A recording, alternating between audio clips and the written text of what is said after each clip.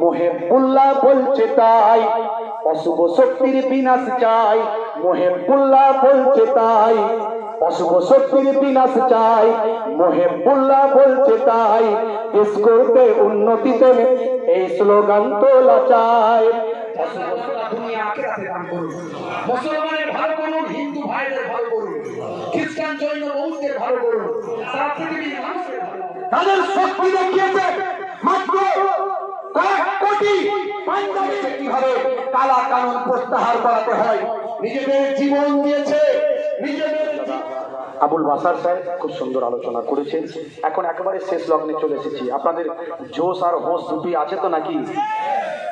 আমার ভাই তকবির দিয়েছেন, আপনারা তকবির দিয়েছেন, দেখি আরেকবার নিজেরা তকবির দেয়।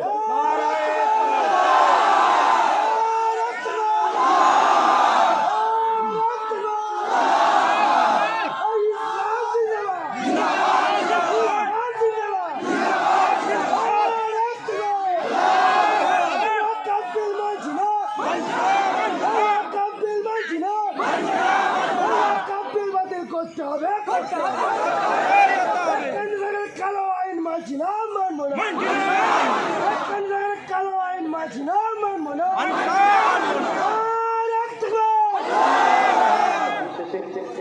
প্রশাসন ভাইদের আন্তরিক তাদের সহযোগিতাকে আন্তরিকভাবে কুর্নিশ জানাই। একেবারে সংক্ষেপে দু একটি কথা, ওয়াকফ আসলে কি আমি আপনাদের কাছে বলতে চাই। ওয়াকফ করা সম্পত্তি হলো ওয়াকফের সম্পত্তি, যেটা আমরা বলি।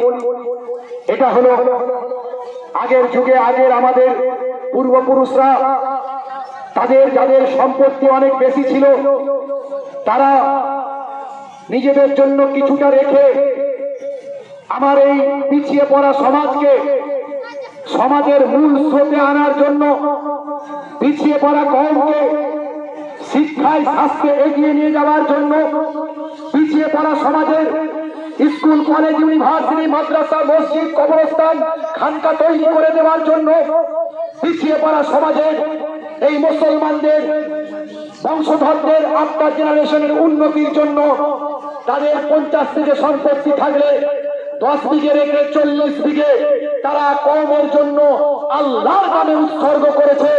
এর নাম হলো ওয়াকফের সম্পত্তি। যে সম্পত্তি আল্লাহর নামে উৎসর্গ করা হয়, সেই সম্পত্তিকে পৃথিবীর কোন মানুষ বেচে দিতে পারে না, কেড়ে নিতে পারে না। যদি কেড়ে নেয়, মুসলমান তাকে ছাড়ে না।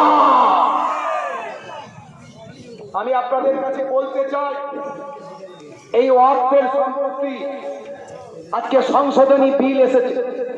যে বিলে বলা হয়েছে এতদিন পর্যন্ত মুসলমানরা নিজেদের একটা কমিটি তৈরি করে, ওয়াকফ বোর্ড তৈরি করে এই সম্পত্তিগুলো রক্ষণাবেক্ষণ করত। এই রক্ষণাবেক্ষণ করতে গিয়ে দেখা গেছে অনেক প্রভাবশালী মানুষ তারা নিজেদের প্রভাবকে কাজে লাগিয়ে এই সম্পত্তিগুলোকে অনেকটা তাদের শক্তি দেখিয়েছে। মাত্র কয়েক কোটি পাঞ্জাবি তারা দেখিয়ে দিয়েছে কিভাবে কালা কানুন প্রত্যাহার করাতে হয়। নিজেদের জীবন দিয়েছে, নিজেদের জীবন দিয়ে কালা কানুন কৃষক আইন বাতিল করিয়েছে। শুনে রাখুন, আমরা যদি এই সংশোধনী কালা আইনকে বাতিল করতে চাই, আমাদের ওই কৃষকদের মতো প্রয়োজন হলে এরপর দিল্লিতে যেতে হবে। যদি মুসলিম পার্সোনাল লবণ আমাদের দিল্লিতে থাকে, আমরা সেখানে মাথায় কাফন দিয়ে তারা যেতে রাজি আছে। আন্দোলন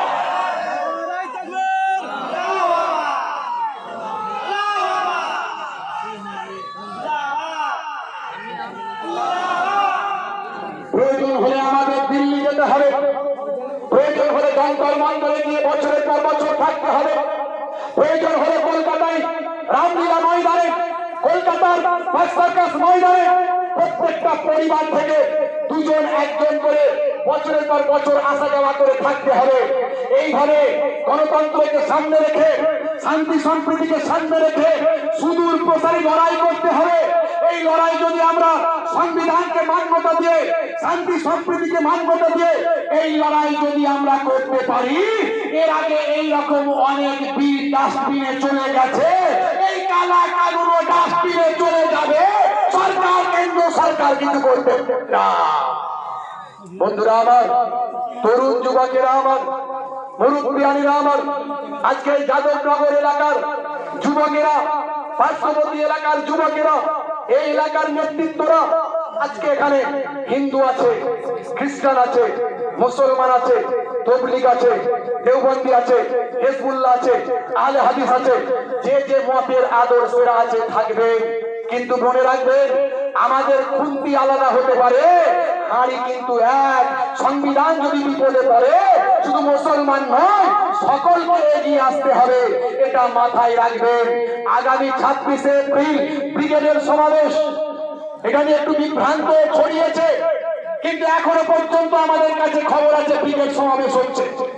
এই ব্রিগেড সমাবেশকে, 26শে ব্রিগেড সমাবেশকে ঐতিহাসিক ভারতবর্ষের ব্রিগেড করে দেখাতে হবে। আমরা কারা কারা যেতে রাজি আছি, হাত তুলে দেখা।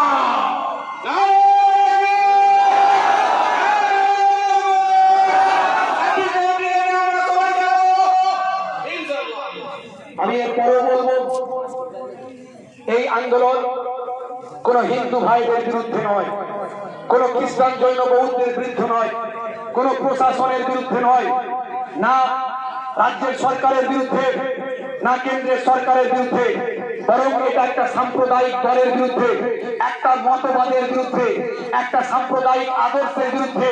যে আদর্শ কেন্দ্র সরকার চালাচ্ছে, যে আদর্শ সেখান থেকে পরিচালনা করছে, যারা গান্ধীজিকে হত্যা করেছিল সেই গডসের আদর্শ নিয়ে, যারা এই দেশকে ইংরেজদের কাছে বিক্রি করে দিয়েছিল, মুচলে গালিয়েছিল, ভারতবর্ষের মানুষকে বিক্রি করে দেওয়ার জন্য, সেই আদর্শের বিরুদ্ধে আমাদের লড়াই।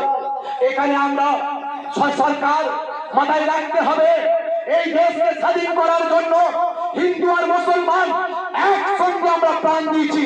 একদিকে যখন ক্ষুদিরাম বসু নিজের জীবন উৎসর্গ করেছেন, অপরদিকে তখন আশফাকুল্লাহ নিজের জীবন উৎসর্গ করেছেন।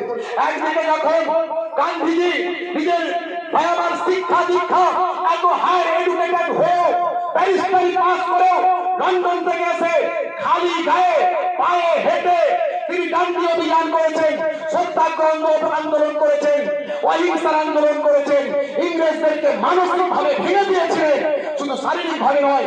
অপরদিকে তখন খান আব্দুল গফফার খান, একজন মুসলিম বাঘের বাচ্চা, তিনি সেদিন সাথ দিয়েছিলেন গান্ধীজির সঙ্গে। একদিকে যেমন জালিয়ানওয়ালাবাগের হত্যাকাণ্ড হয়েছিল, আপনারা জানেন সেই সময় ইংরেজদের চোখের দিকে চোখ রেখে বলেছিল খান আব্দুল গফফার খান, হে ইংরেজদের বড়লাট, হে ইংরেজ সরকার, তোমরা যে জালিয়ানওয়ালাবাগে হত্যা করেছো, মুসলমানরা এমন ঈমান নিয়ে চলে, মনে রাখবে এই দেশ হলো তাদের ঈমান, এই দেশকে ভালোবাসা তাদের ঈমান। মুসলমান নিজের জীবন দেবে, ঈমান দেবে না।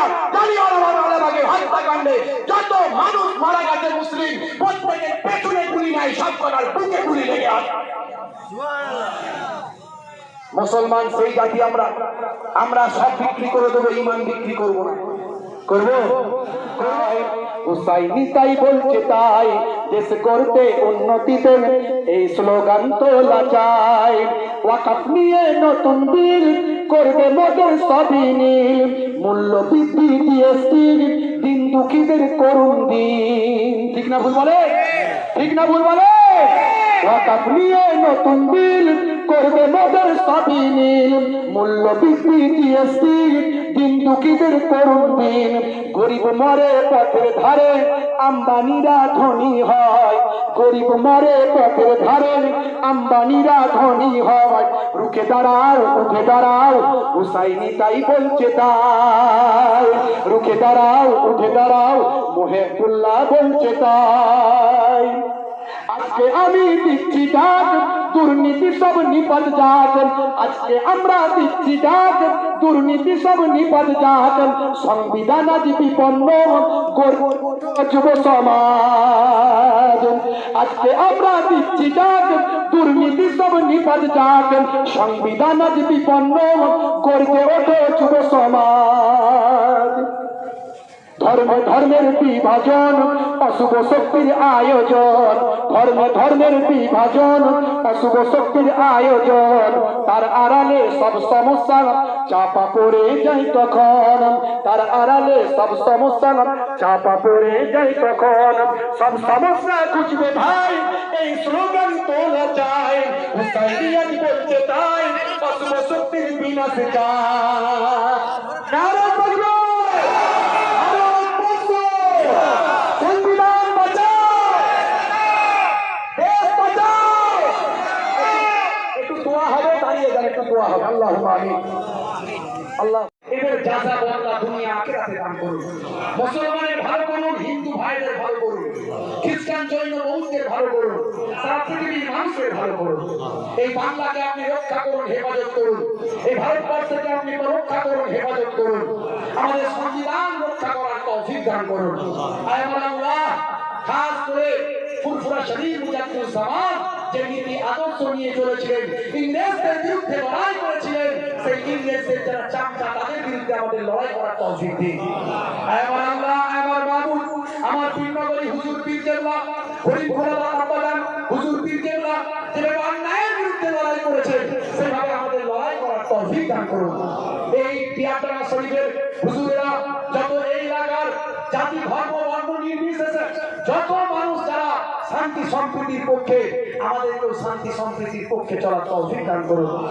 মাওলা আল্লাহ আমাদের কবুল ও মঞ্জুর করুন। আল্লাহুম্মা আমিন। আল্লাহুম্মা আমিন। জালেমদের কাছ থেকে আমাদের হেফাজত করুন। আল্লাহুম্মা আমিন। এই অত্যাচারীদের অত্যাচার থেকে আমাদের হেফাজত করুন। আল্লাহুম্মা এই আমাদের সংবিধানকে ডক্টর বি.আর. আম্বেদকরের সংবিধানকে ধ্বংস করে দেওয়ার চক্রান্ত নিয়েছে।